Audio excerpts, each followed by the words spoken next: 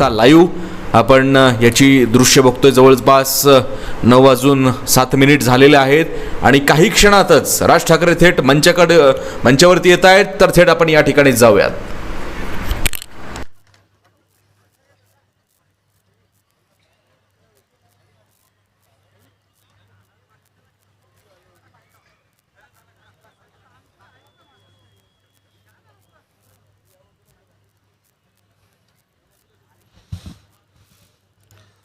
जमलेल्या माझ्या सर्व हिंदू बांधवांनो, भगिनींनो आणि मातांनो,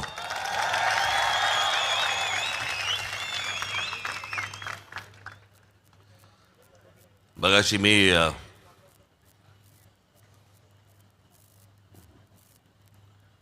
आपल्या भिवंडी ग्रामीणच्या प्रचार सभेला पोचलो आणि जरा थोडंसं मला हे जे सगळं दिवसभर चालू असतं बडबड बडबड बडबड बडबड, त्याच्यात जरा थोडंसं असं जरा अचानक थकल्यासारखं वाटायला लागलं वगैरे. पाणी बिणी घेतलं वगैरे, पण मग जरा नॉर्मल झालं. पण तिकडे पहिल्या सभेला मी त्यांना सांगितलं, म्हटलं मला मी काय भाषण करणार नाही, मी आलेल्या लोकांना सगळ्यांना भेटीन. मग मी लोकांमध्ये गेलो, मी लोकांना भेटलो, लोकांशी बोललो. म्हटलं जरा तब्येत थोडी बरं वाटत नाही मला, तर याला जरा सांभाळून घ्या. होय साहेब, होय साहेब.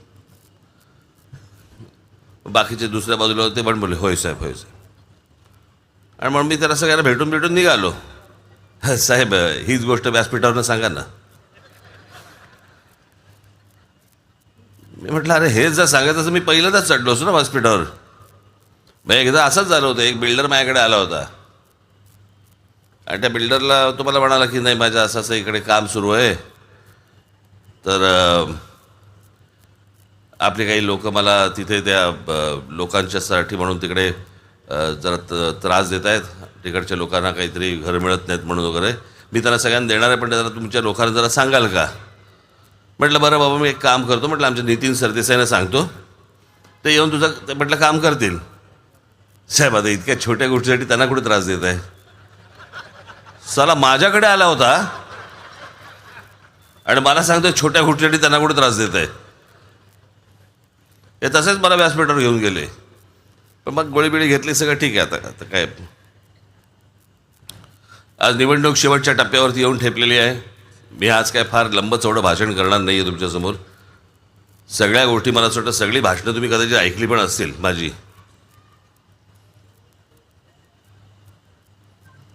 मुलाखती कदाचित ऐकल्या असतील. काही ठराविक विषय आहेत, काही ते फक्त मला आपल्याशी जरा बोलायचे आहेत. मला आत्ताच मी गाडीमध्ये येताना मला, अरे तू आलीस का,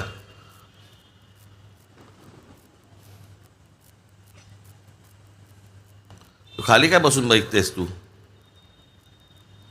वरती आहे. अगे ये ग, ये वरती ये.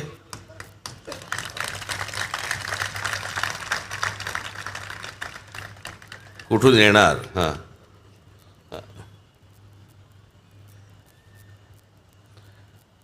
ही आमची बालमैत्रीण असिलता राजे सावरकर, स्वातंत्र्यवीर सावरकरांची सख्खी नात.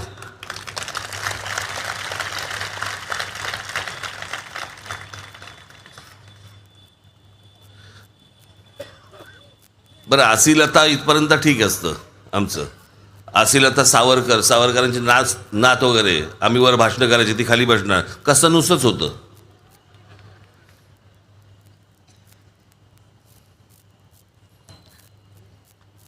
मी आत्ता इकडे बस का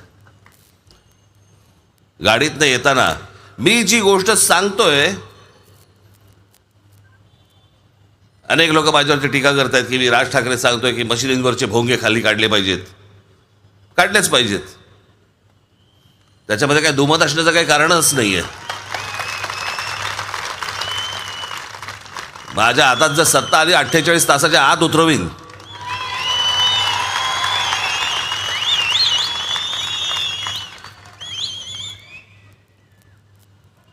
सगळं स्वतःच्या सोयीनुसार चाललं ह्यांचं, सगळं स्वतःच्या सोयीनुसार, धर्मातल्या गोष्टी यांच्या सोयीनुसार.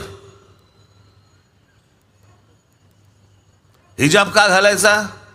तर कुराणमध्ये लिहिलं आहे. पैशावरून व्याज का नाही घ्यायचं? कुराणमध्ये लिहिलं आहे. मग कुठच्या कुराणाच्या पानावरती लिहिलं आहे लाऊडस्पीकर लावा म्हणून? बरं, कुराण ज्या वेळेला लिहिलं गेलं तेव्हा लाऊडस्पीकर नावाचा काही जन्मबिंब झाला होता का? तेव्हा सगळं स्वतःच्या सोयीने करायचं आणि दुसऱ्याला त्रास द्यायचा. मला बरं या गोष्टीचं वाटलं. माझ्याकडे आत्ताच बातमी आली, 92 साली जेव्हा दंगली झाल्या होत्या त्यावेळेला एक बाबू खान नावाचा माणूस मुंबईमधल्या बांद्र्यामधल्या बेहरामपाड्यामध्ये राहणारा माणूस मशिदींवरच्या भोंगे काढा याच्यासाठी कोर्टात गेला. अभिमान आहे मला असल्या बाबू खानचा.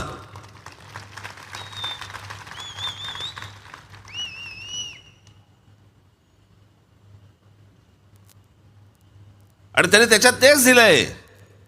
त्याचं जे कोर्टामधलं आर्ग्युमेंट आहे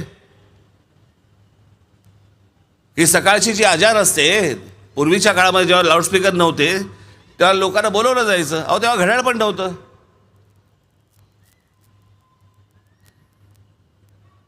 ती जी सकाळची जी काय प्रार्थना असते त्यावेळेला लोकांना बोलवण्यासाठी म्हणून त्यावेळेला लाऊडस्पीकर नव्हते, घड्याळ नव्हती. माणूस एक ओरडायचा वरून आणि मग लोक तिकडे ते अजान म्हणाला काय ते जायचे. अरे आता अलार्म लावा ना.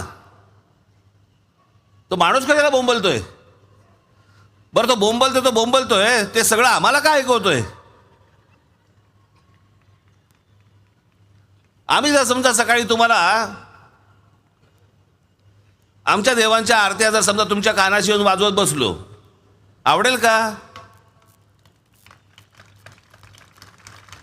दुसऱ्या लोकांना त्रास देईल असा कोणता धर्म आहे मला अजूनपर्यंत कळलेला नाहीये.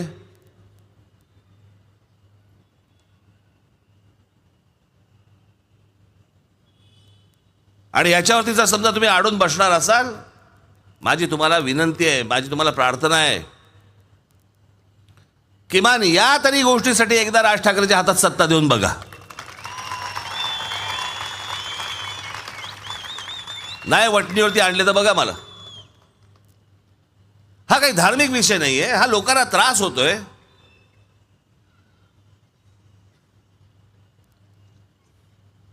सणासुदीच्या काळामध्ये मी समजू शकतो, 10 दिवस 12 दिवस आपण समजू शकतो. आपल्याही धर्मामध्ये असतात गोष्टी, त्यांच्याही धर्मामध्ये असतात गोष्टी, त्या गोष्टी आपण समजू शकतो.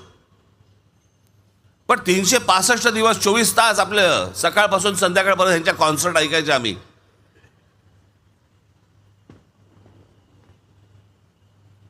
प्रत्येकाने आपापला धर्म आपल्या घरामध्ये ठेवला पाहिजे, उंबरठ्याच्या बाहेर येऊ देता का बरे.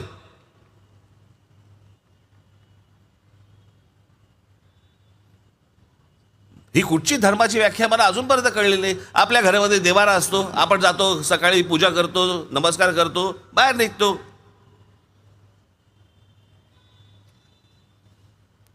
तुम्हाला तुमची काय प्रार्थना म्हणायची असेल घरामध्ये बसा, बसा तुमच्या गुडघ्यावरती, करा सगळं वर, म्हणा प्रार्थना.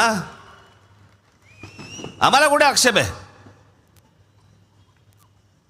तुमच्या तो धर्मामधला विषय असेल, तुमच्या घरामध्ये त्या प्रार्थना म्हणा, काय नमाज पडायचं नमाज पडा. कोणी आक्षेप घेतलाय? कोणी आक्षेप घेणार नाही तुम्हाला. पण सगळे मिळून ज्याला तुम्ही रस्त्यावरती येणार आणि रस्ते आमचे बंद करून टाकणार, आक्षेप आमचा तिकडे आहे. वर्षानुवर्ष खोळंबलेले प्रश्न आहेत, वर्षानुवर्ष. आमच्याकडे याची उत्तरच सापडत नाहीत. आज हे सरकार गेलं, ते सरकार आलं, ते सरकार गेलं, हे सरकार आलं. आम्ही 50 वर्ष आम्ही त्याच विषयांवरती निवडणुका लढवतोय. आजही निवडणुका काय चालू आहेत? आमच्याकडचे विषय काय आहेत?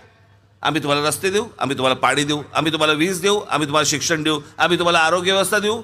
अजूनही तेच चालू आहे 50 वर्ष झाली तरी.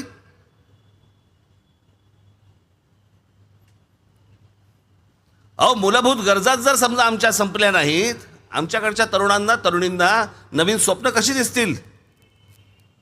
आमच्याकडे नवीन शोध कसे लागतील?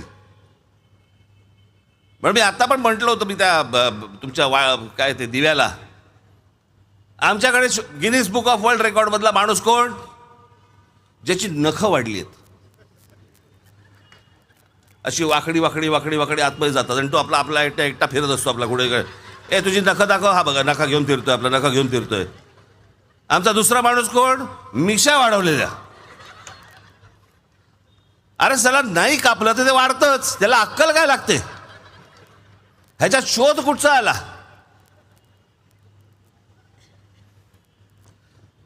त्या नखं वाढवलेल्या माणसाचं मला नेहमी कौतुक वाटतं, ह्याचं सकाळी काय होत असेल.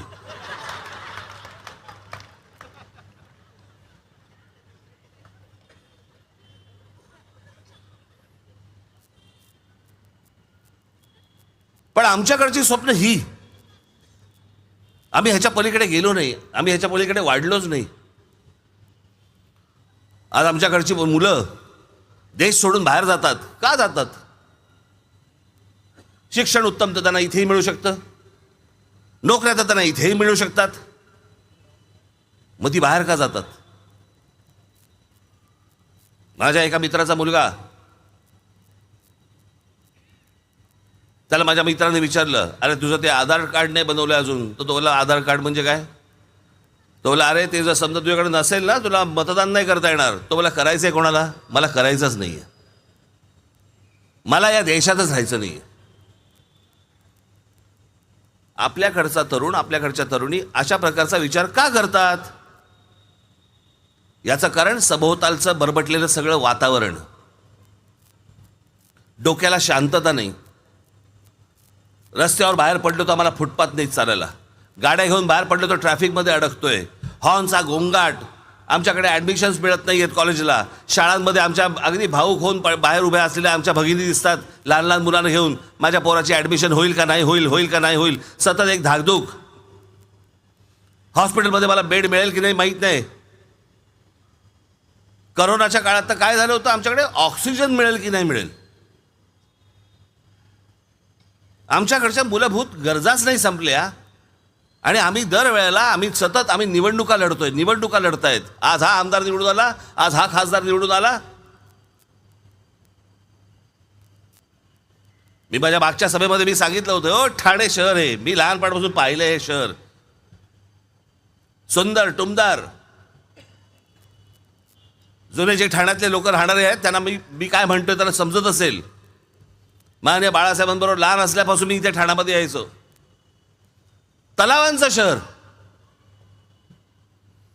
छोटी मोठी सगळी अशी तलावं, इथे तलाव असायचे. पुढे काय झालं, तलाव बुजवले आम्ही.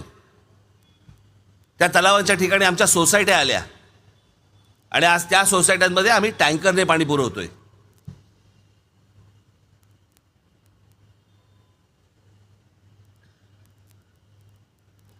आज तुम्ही इंटरनेटवरती असता, तुम्ही तुमच्या मोबाईल फोनवरती असता.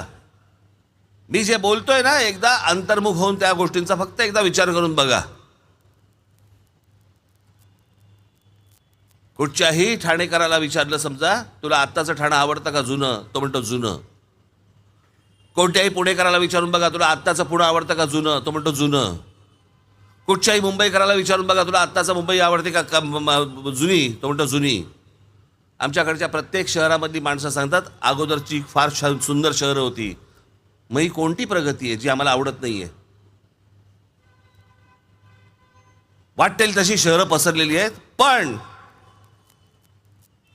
तुम्ही दुबईत जा आणि दुबईच्या माणसाला विचारून बघा, तुला जुनंही दुबई आवडतं का आत्ताचं? तो म्हणेल आत्ताचं. कारण लोकांचा विचार करून उभी केलेली ती शहरं आहेत. लोकांना काय हवंय, त्या परिवाराला काय हवंय, त्या लहान मुलांना काय हवंय, त्यांच्या गरजा काय आहेत.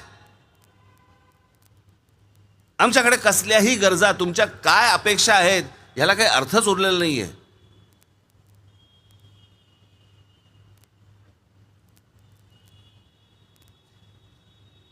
म्हणजे आता ते शिवसेना, आता ती वेगळी फोड करायला लागते,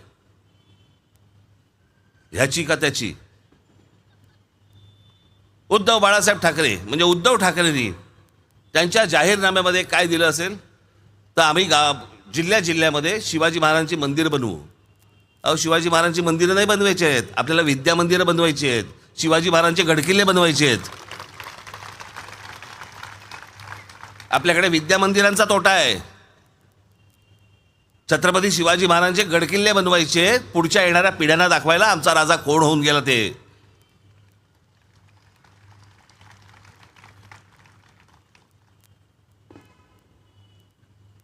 प्रत्येक ठिकाणी आम्ही आमचे पुतळे उभे करायचे. कुठच्या कोपऱ्यामध्ये आम्ही बघायचं, एक आहे इथे छत्रपती शिवाजी महाराजांचा पुतळा उभा करायचा, आमच्या डॉक्टर बाबासाहेब आंबेडकरांचा पुतळा उभा करायचा, जयंती आणि पुण्यतिथीला जायचं तेव्हा आम्ही स्वच्छ करणार ते पुतळे, हार घालणार, आमचा विषय संपला. नंतर कोणीही त्या पुतळ्यांकडे पाहत नाही.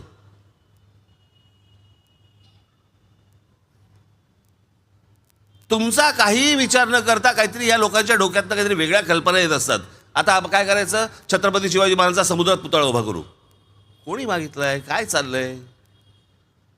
जेव्हा ही घोषणा झाली त्याच वेळेला मी सांगितलं होतं पुतळे बंद करा आता बनवायचे. छत्रपती शिवाजी महाराजांचं खरं स्मारक, खरी स्मारक हे गडकिल्ले आहेत, पुतळे नाही आहेत.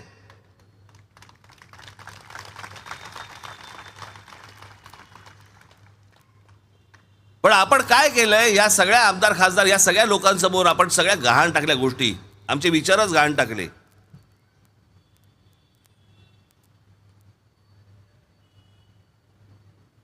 आम्ही यांचे गुलाम असल्यासारखे यांच्यासाठी आम्ही रांगेतमध्ये उभे राहतो, उन्हातानामध्ये उभे राहतो, यांच्यासाठी आम्ही मतदान करतो. आणि मग ही लोक काय करतात, तुमच्या मतांचा विचार नाही होत. मला हा माणूस नकोय, मला हा पक्ष नकोय म्हणून तुम्ही ह्या पक्षाला मतदान केलं, आणि मतदान केल्यानंतर जेव्हा हा माणूस जिंकून येतो त्यावेळेला हा माणूस उठतो आणि ह्या पक्षावर जातो. मग गधड्या आम्ही त्यालाच पहिलं मतदान केलं असतं ना. आमच्या फुकटच्या मतांवरती नंतर तू करोडो रुपये घेणार आणि ह्या पक्षाबरोबर जाणार, हा तुमच्या मताचा अपमान नाहीये. याच्यासाठी म्हणून उन्हातानामध्ये उभे राहता आणि मतदानाला रांगेमध्ये उभे राहता.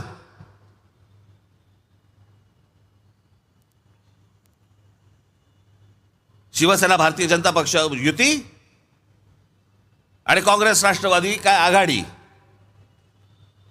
हे नको म्हणून ह्यानं मतदान केलं आणि हे नको म्हणून यानं मतदान केलं. 2019ची निवडणूक फक्त आठवून बघा, आठवून त्या गोष्टींचा फक्त विचार करून बघा की या महाराष्ट्रामध्ये काय झालं. भारताच्या इतिहासामध्ये आजपर्यंत अशी घटना घडलेली नाहीये. आज महाराष्ट्र बाकीच्या राज्यांमध्ये एक मजाकचा विषय झालाय. मजाक क्या देखा की नाही महाराष्ट्र में क्या हो रहा है. शिवसेना भारतीय जनता पक्षाला तुम्ही मतदान केल्यानंतर, बहुमतामध्ये आल्यानंतर त्यातला एक पक्ष उठतो स्वतःच्या स्वार्थासाठी, माझ्या गळ्यामध्ये मुख्यमंत्रीपदाची माळ घाला म्हणून तो उठतो आणि ज्यांच्याबरोबर हयात गेली अख्खी विरोधामध्ये त्यांच्याबरोबर जाऊन बसतो. का माझ्या गळ्यामध्ये मुख्यमंत्रीपदाची माळ घाला म्हणून.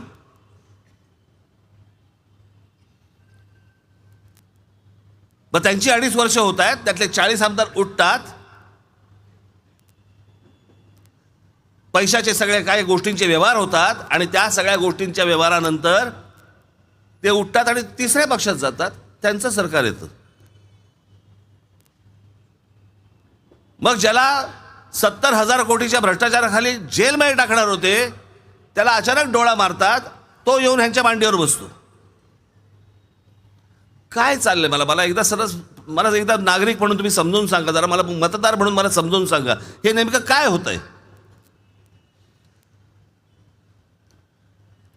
ही गोष्ट एवढ्यासाठीच होते कारण तुम्ही शांत बसता. आम्ही फोटोवरती मतदान करतो, जी व्यक्ती आता हयात नाही त्या व्यक्तीचा फोटो बघून आम्ही त्यांच्याकडे मतदान करतो.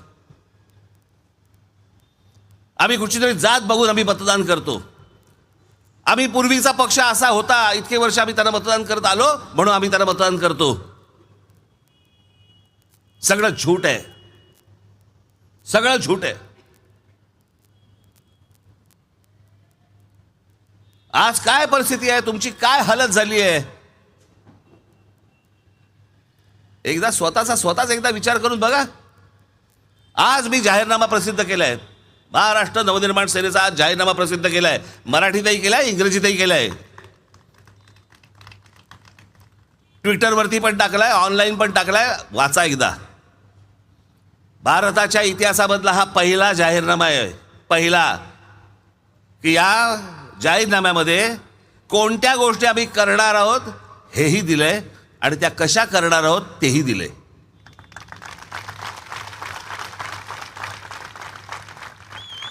तुम्ही आजपर्यंत जे जाहीरनामे वाचले ते काय सांगितले? आम्ही हे करू, आम्ही ते करू, आम्ही ते करू. कसं करू माहीत नाही.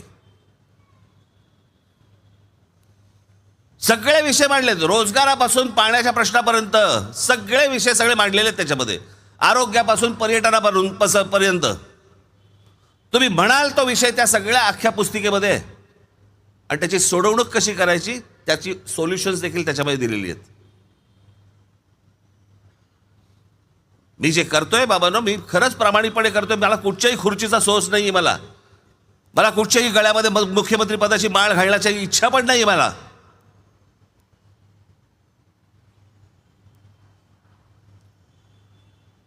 मी ज्या गोष्टी लहानपणापासून बघत आलो ना माझ्या घरामध्ये, त्याच्यानंतर मला कुठच्याही लाल दिव्याचं कौतुक उरलेलं नाही मला.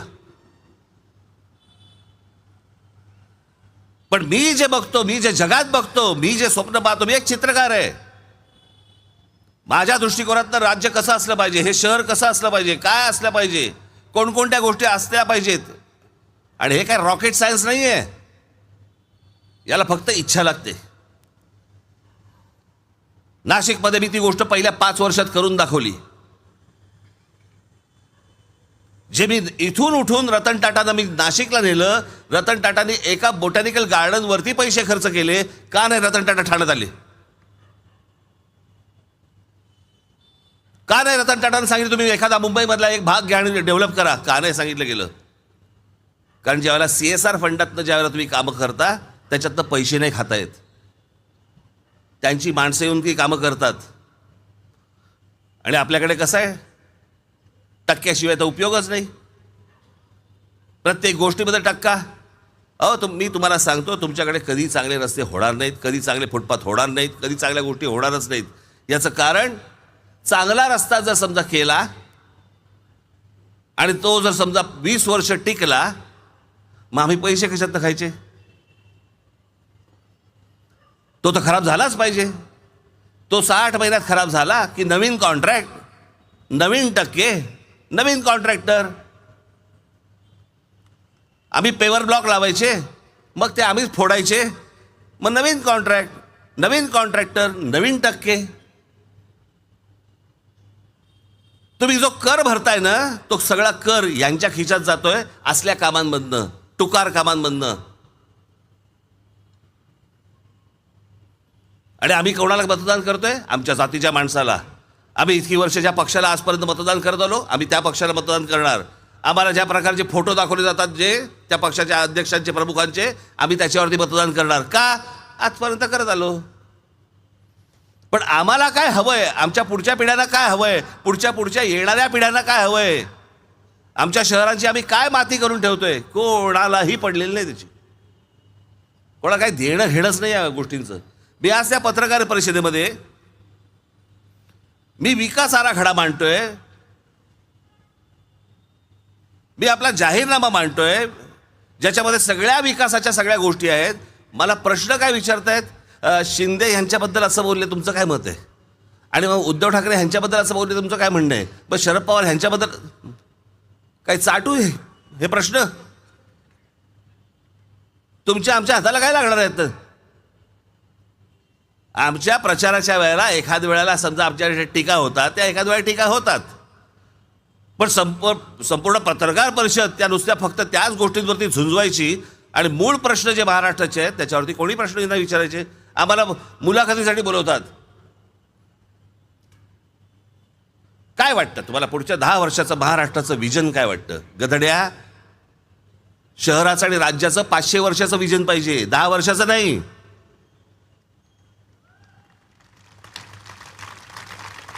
जगामधले जे देश उभे राहिले ना, ते देश 500-500 वर्षांचा विचार करून उभे राहिले.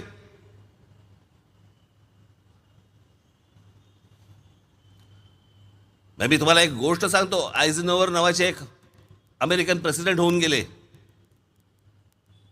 दुसऱ्या महायुद्धाच्या नंतरच्या काळामध्ये ज्या वेळेला सगळी त्यांच्याकडे मंदी आली होती, मग मंदी आली असताना काय करायचं, कामं काढायला लागतात की ज्याच्यातनं पैसे रोटेट व्हायला लागतात, लोकांपर्यंत पैसे जायला लागतात. कामं काढली की लोकांपर्यंत पैसे जातात. काय काम काढलं असेल त्याने फक्त एक काम काढलं, माझ्या अमेरिकेमधले सगळे रस्ते सरळ होतील, संपूर्ण सगळ्या राज्यांमधले रस्ते सरळ होतील. आणि नवीन रस्ते करायचे, त्याला तेवढं नव्हतं काही.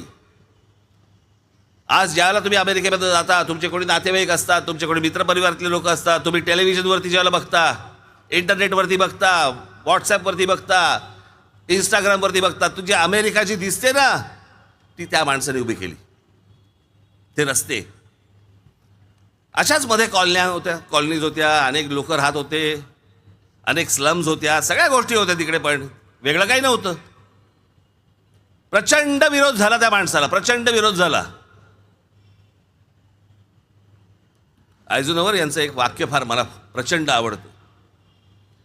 या सगळ्या प्रचंड विरोधानंतर देखील त्यावर ठाम माणूस राहिला. तो बोलला, नाही, रस्ते होणार म्हणजे होणार. आणि त्याचं वाक्य फार छान होतं. तो बोलला की आजची पिढी मला शाप देईल, पण भविष्यातल्या सगळ्या येणाऱ्या पिढ्या मला आशीर्वाद दिल्याशिवाय राहणार नाहीत. देश असे उभे राहत असतात, शहरं अशी उभी राहत असतात.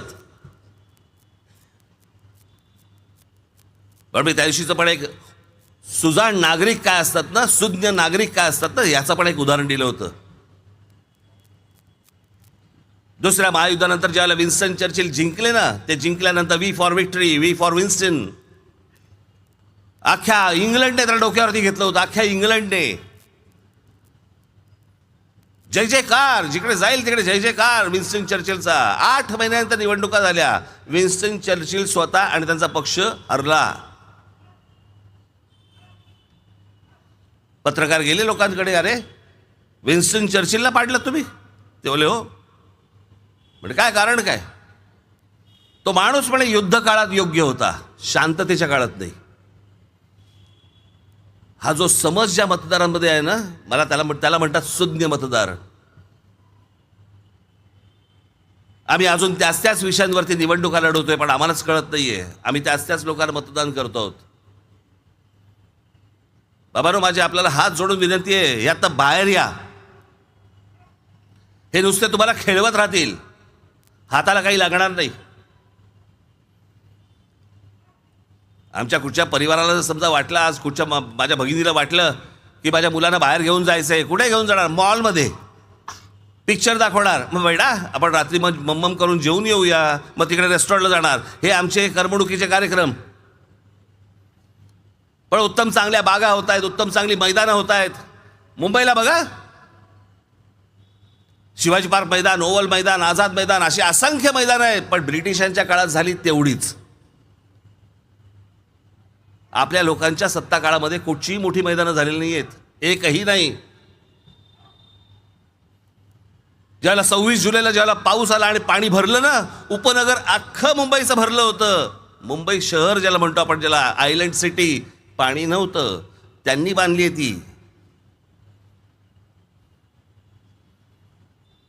100 वर्षापूर्वी बांधलेलं छत्रपती शिवाजी महाराज टर्मिनस, केवढं मोठं स्टेशन बांधलंय. तेव्हा लोकांना असं वाटलं, अरे एवढं स्टेशनची गरज आहे का? आजच्या लोकसंख्येला पुरतंय. 100 वर्षाचा विचार करून गेलेल्या गोष्टी असतात.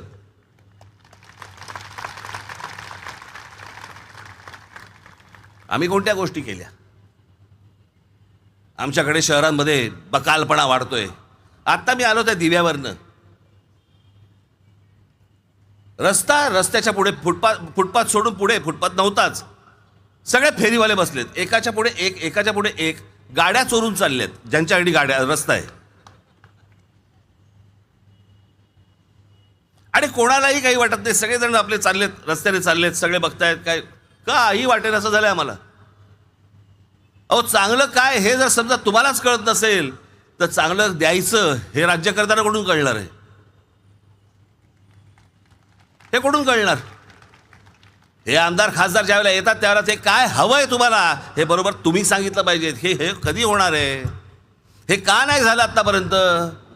तुम्ही इतकी वर्ष आमदार होतात, तुम्ही इतकी वर्ष खासदार होतात, मग हे का नाही झालं? हे तुम्ही ठणकावून त्यांना विचारलं पाहिजे. भीती पाहिजे तुमची.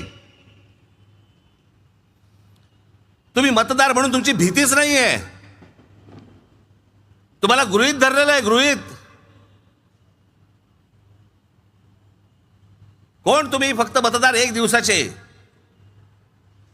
पुढं आमची राज्य करू, आम्ही वाटेल तसे वागू, आम्ही कोणाही समोर घरंगळत जाऊ, वाटेल तेवढे पैसे घेऊ, पक्ष दुसऱ्या पक्षाच्या दावणीला बांधू, आम्ही वाटेल ते करू, 5 वर्षांनी बघू.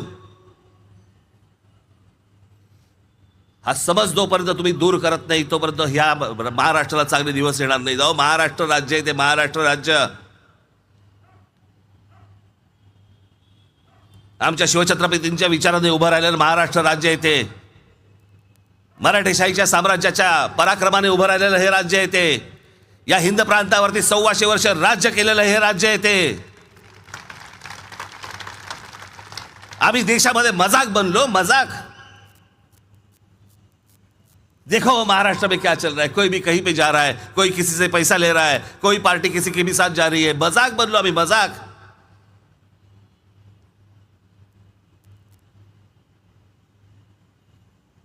तुम्हाला आजपर्यंतचे सगळे अनुभव बाजूला सारावे लागतील, सगळ्या गोष्टी तुम्हाला बाजूला ठेवाव्या लागतील, नवा विचार तुम्हाला करावा लागेल. म्हणून मी माझ्या पक्षाचं नाव ठेवतानाच नवनिर्माण ठेवलं.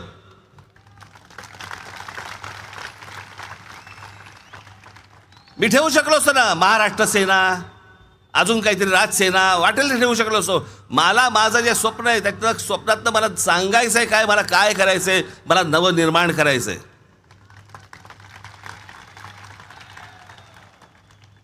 आणि या नवनिर्माणाची संधी मी आज तुमच्याकडे सगळ्यांकडे मागतोय, महाराष्ट्राकडे मागतोय. ही संधी गेली, तुमच्या आयुष्यातली परत 5-5 वर्ष निघून जाणार. 5 वर्ष कशाला म्हणतात आपण कळते का आपल्याला? मी मागे पण सांगितलं ना, हा काही शाहरुख खान सलमान खानचा पिक्चर नाहीये, शुक्रवारी पडला आणि सोमवारी दुसरा सुरू केला. तुमच्याही आयुष्यातली 5 वर्ष जातात, आमच्याही आयुष्यातली 5-5 वर्ष जातात. स्वप्न साकारण्याच्या उमेदीचा काळ असतो, उमेदीचं वय असतं. ते एकदा सरलं की मग काही नाही उपयोग.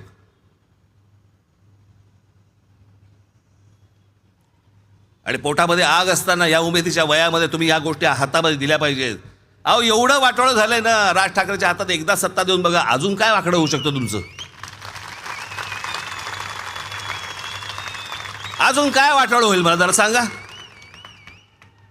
काय होऊ शकतं? काही नाही होऊ शकत. म्हणून येत्या 20 तारखेला कुठेही गाफील राहू नका. गेले 5 वर्ष जो गोंधळ या महाराष्ट्रामध्ये घातलाय तो विसरू नका. तुमच्या मतांचा जो अपमान झालेला आहे त्याचा बदला घ्यायची वेळ आता ह्या 20 तारखेला आली आहे. कुठेही या गोष्टी विसरू नका. काय 5 वर्षामध्ये झालंय, एकदा तुमचा अंतर्मुख होऊन विचार करा. आणि म्हणून तुमच्यासाठी आज माझा अविनाश असेल,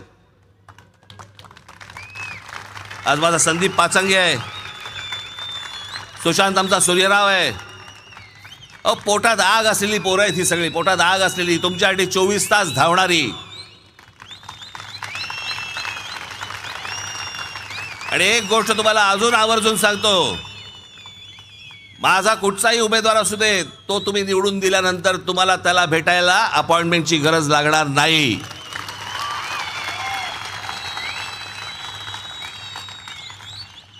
म्हणून येणारी 20 तारीख आपण सोडू नका. या सगळ्या लोकांना वटणीवरती आणा.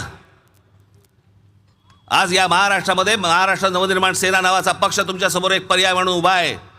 राज ठाकरे एक स्वप्न उराशी बाळगून तुमच्यासमोर आलेला आहे. एकदा संधी या महाराष्ट्र नवनिर्माण सेनेला आणि माझ्या सगळ्या सहकार्यांना द्या.